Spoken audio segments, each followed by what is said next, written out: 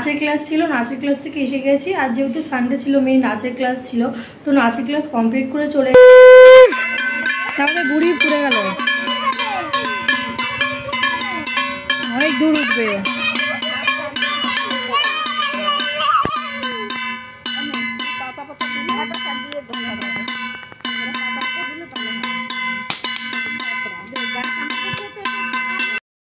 Hello friend, welcome back to my channel Shampa lifestyle থেকে সবাইকে স্বাগত জানাই। তোমরা সবাই কেমন আছো? আশা করছি তোমরা সবাই সুস্থ, খুব ভালো আছো। আমিও খুব ভালো আছি। ভালো আছি বলতে মোটামুটি আছি, একটু ঠান্ডা লেগেছে, দেখতেই পাচ্ছ, একটু মানে ঝিমিয়ে পড়েছি আর কি। একটু ঠান্ডা লেগেছে, মানে একটু গলাটা ব্যথা হয়েছে। তো আমি একটু মুখ টুক ধুয়ে একটু ফ্রেশ হয়ে আমি কিন্তু নিচে চলে এসেছি। আর এসেই দেখো রান্নাঘরে আগে ফার্স্ট ঢুকেছি, তো রান্না করার ছিল। তো এটা হচ্ছে তোমার রবিবারের ব্লগই দিচ্ছি আমি। রবিবারে কি করলাম সকাল থেকে সন্ধ্যা পর্যন্ত আর কি, পুরোটা দিতে পারিনি, কিছু কিছু ভিডিও তোমাদের সাথে শেয়ার করছি, তোমরা ভিডিওটা চলো দেখে নাও। তো রান্নাঘরে এসেছি সবার ফার্স্টে। তো রবিবার করে সকালবেলা করে না জলখাবারে লুচি তরকারি করি, বর করতে বলে, রবিবারটা ছুটির দিন থাকে।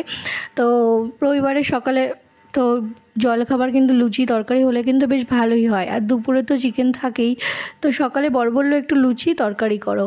তো আমি সেই জন্য একটু আলু দিয়ে, পেঁয়াজ দিয়ে, লঙ্কা তো থাকেই, আর একটু মশলা হালকা দিয়ে তরকারিটা করেছি।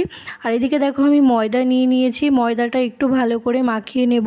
ওর ভিতরে দিয়েছি চিনি, দিয়েছি একটু রিফাইন তেল দিয়ে আমি ময়দাটাকে কিন্তু একটু ম্যারিনেট করে নেবো, মানে ভালো করে অনেকক্ষণ ধরে ভালো করে মাখিয়ে নেবো কিন্তু। তো যতটা ময়ান হবে ময়দাটা তত কিন্তু লুচিটা কিন্তু খুব সুন্দর হবে, নরম হবে আর বেশ ফুলবে লুচিটা। এই জন্য কিন্তু আমি যখনই লুচি করি তখনই কিন্তু ময়দাটা কিন্তু ভালো করে মাখিয়ে নিই। তো দেখো, দেখতেই পাচ্ছ।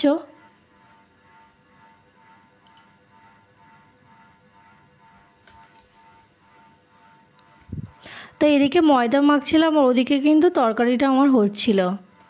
তো তরকারি হতে হতে আমার কিন্তু ময়দাটা মেখেই নিলাম। তো এদিকে তরকারি যতক্ষণে ফুটবে তত সময় আমি কিন্তু এটা করতে পারবো, তত সময় ময়দাটা কিন্তু মেখে নিতেই পারবো আমি।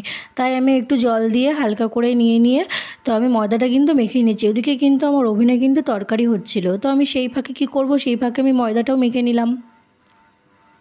তো তোমরা কিন্তু চাইলে এরকমভাবে কাজ গুছিয়ে নিতে পারো, তরকারি হবে এই মধ্যে। আবার আমি তরকারির দিকে খেয়াল রাখছিলাম একটু কতদূর কেমন হলো, আর এদিকে আমি ময়দাটাও কিন্তু মাখিয়ে নিচ্ছিলাম।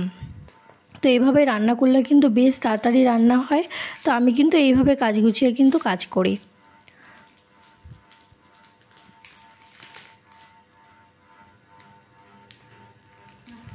আর অনেক কাজ থাকে রবিবারে কি বলবো, সকালে এই লুচি তরকারি করতে গেলে না অনেক ঝামেলা। একা হাতে যেহেতু করছিলাম আমি, একা হাতে ময়দা মাখছিলাম, একা হাতেই বেলবো, একা হাতেই করব।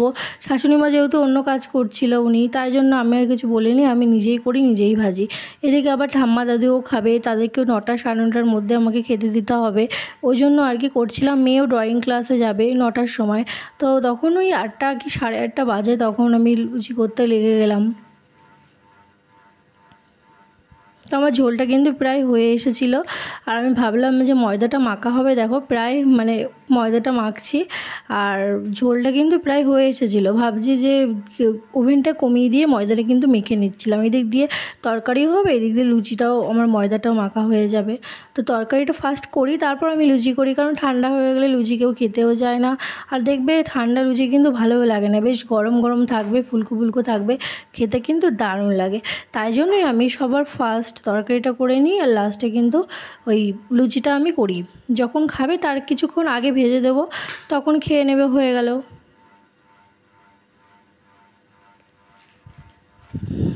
তো ভালো করে কিন্তু ময়দাটা মাখিয়ে নিতে হবে, ভালো করে, যত ভালো করে মাখবে তত কিন্তু লুচিটা কিন্তু দারুণ হবে। এদিকে দেখো আমার তরকারি রান্না করতে করতে ময়দাটা কিন্তু ভালো করে মাখিয়ে নিয়েছি। এটাকে তোমরা যদি মনে করো একটু রেখে দেবে, একটু হালকা তেল দিয়ে কিন্তু ময়দাটা কিন্তু রেখে দিতেই পারো। এদিকে দেখো আমি লুচি ভাজা শুরু করে দিয়েছি, দেখতেই পাচ্ছ। আর লুচিটা কিন্তু বেশ ফুলবে, দেখবে তোমরা লুচিটা কিন্তু দেখো দারুণ ফুলেছে। যত ভালো করে ময়দা মাখা হবে তত কিন্তু লুচিটা কিন্তু দারুণ হবে। তো আমি যতবারই মোটামুটি লুচি করি তো লুচিটা কিন্তু ফুলকোই হয়, খুব একটা দুটো হয়তো হয়ে যায়, সবারই হয় সেটা। তো লুচিটা দেখবে যত মাখানো ভালো হবে তত কিন্তু ভালো হবে।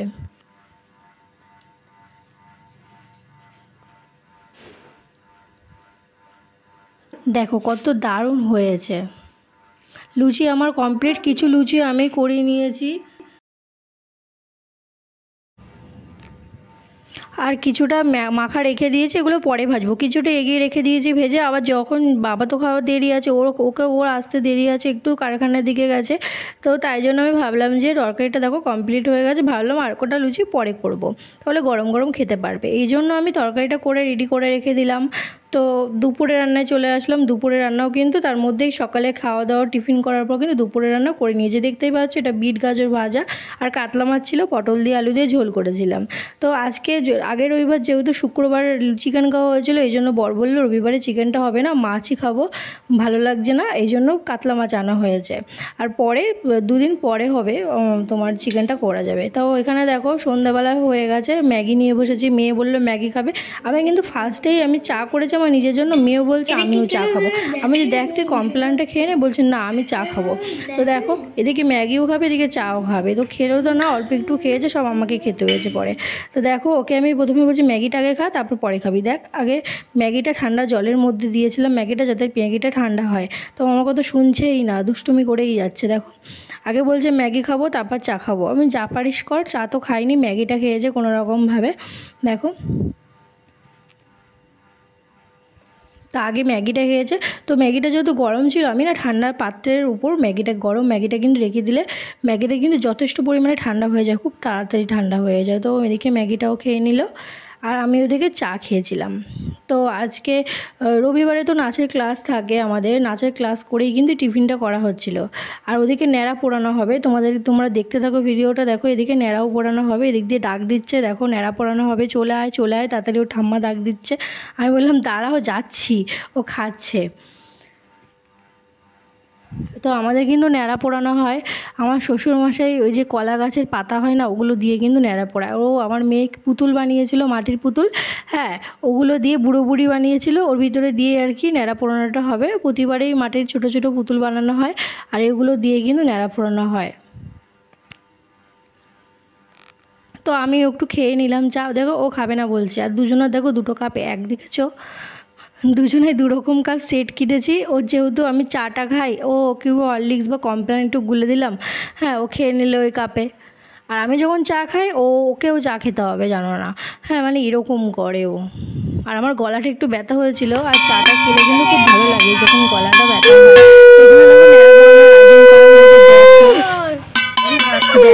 আমার শাশুড়িমা ন্যাড়া পড়া ওই যে কাগজগুলো ধরিয়ে দিচ্ছে, এখন সবাই মিলে এখন বলবে যে আজ আমাদের কি বলে না কারামাটির দোল, পূর্ণিমাতে চাঁদ উঠেছে, বলা হরিবোল।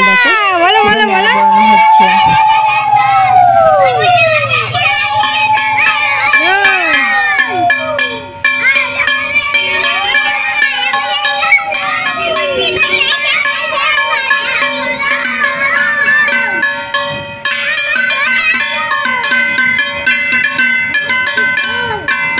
বল আজ আমাদের ভিডিওটা করছিলাম, কাল আমাদের দোল, মানে পূর্ণিমাতে চাঁদ উঠেছে, বলো এই কলা পাতাগুলো হয়ে যাচ্ছে, পুড়ে যাবে।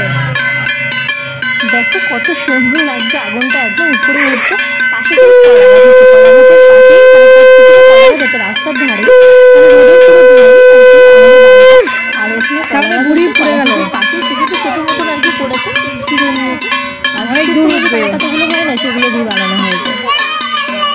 দেখো কত সুন্দর লাগছে, আর সবাই তো চিৎকার করছে, বাচ্চাগুলো খুব আনন্দ করছে। পরের দিন হোলি, যেহেতু আগের দিন করতে হয় ন্যাড়া পোড়াটা।